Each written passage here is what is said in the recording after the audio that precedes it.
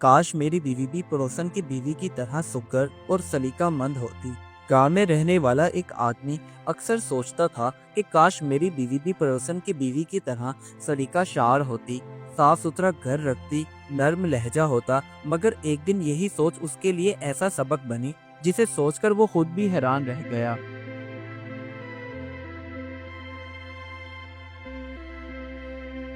गांव का एक छोटा सा बना हुआ मिट्टी का घर, जिसके अंदर बर्तन इधर उधर बिखरे पड़े थे, कपड़े धोने वाले रखे हुए थे और जमीला दिन भर काम में लगी रहती, मगर सलीका कहीं नजर नहीं आता था। कलीम, जो जमीला का शौहर था, उसे अपनी बीवी की हमेशा यही बात हर वक्त खोलती रहती और वो दिल ही दिल में सोचता, क्यों हमारे घर में चीजें इधर उधर बिखरी पड़ी रहती हैं, क्यों वो सिमटी नहीं होती। और इसी वजह से वो आहिस्ता आहिस्ता अपनी बीवी को कसूरवार ठहराने लगा।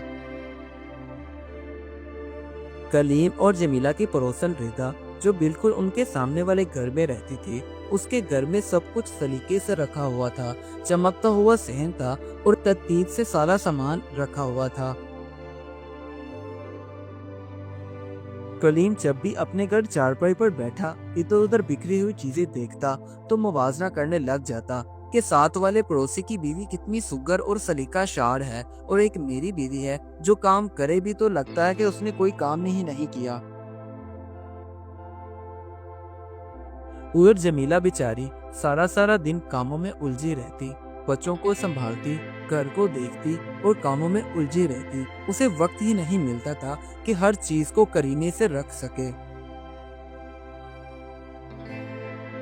घर में बिखरे हुए सामान की वजह से कलीम अपने घर में वक्त गुजारने की बजाय दोस्तों के पास चला जाता और वहां जाकर भी वो अपनी बीवी के ही गिले करता कि मेरी बीवी सलीकामंद नहीं है, वैसे तो काम करती है मगर समझ नहीं आती कि क्या करती है और कैसे दिन गुजारती है।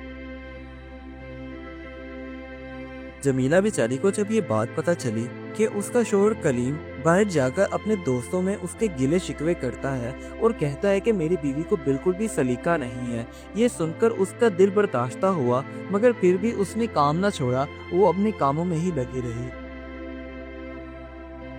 उधर रिदा गांव के सब लोगों से हंस हंस कर बातें करती और चेहरे पर मुस्कुराहट भी रखती, जिसकी वजह से गांव वाले उसे मिसाली औरत समझने लगे और लोग कहते कि बीवी हो तो रिदा जैसी। एक दिन कलीम शाम के वक्त अपने काम से वापस आ रहा था तो रास्ते में उसने रिदा को अपनी सहेली से बातें करते हुए सुना, जिसमें वो कह रही थी कि भाई मेरी तो बस हो चुकी है, मैं दिखावा कर करके थक गई हूँ, मुझसे नहीं होते ये घर के सारे काम कि हर वक्त मेरा सहन चमके और हर चीज में सलीके से रखूं। मैं थक गई हूँ, रात को जब सोने के लिए जाती हूँ तो बदन थकन के मारे टूट रहा होता है, बस भी बस अब नहीं। क्योंकि रिदा बेचारी सारा सारा दिन काम करती और बस इसी दौड़ में लगी रहती कि अपने घर को बेहतरीन दिखाऊं। यही दबाव उसका सरदर्द बनता जा रहा था कि मेरे काम में गलती की जरा सी भी गुंजाइश ना हो। रिदा की सारी बातें सुनकर जब कलीम घर आया तो अपने सहन में चारपाई पर बैठकर सोचने लगा कि जो सलीका बाहर से नजर आता है उसके पीछे कितनी थकन, मेहनत और दिखावा छुपा होता है।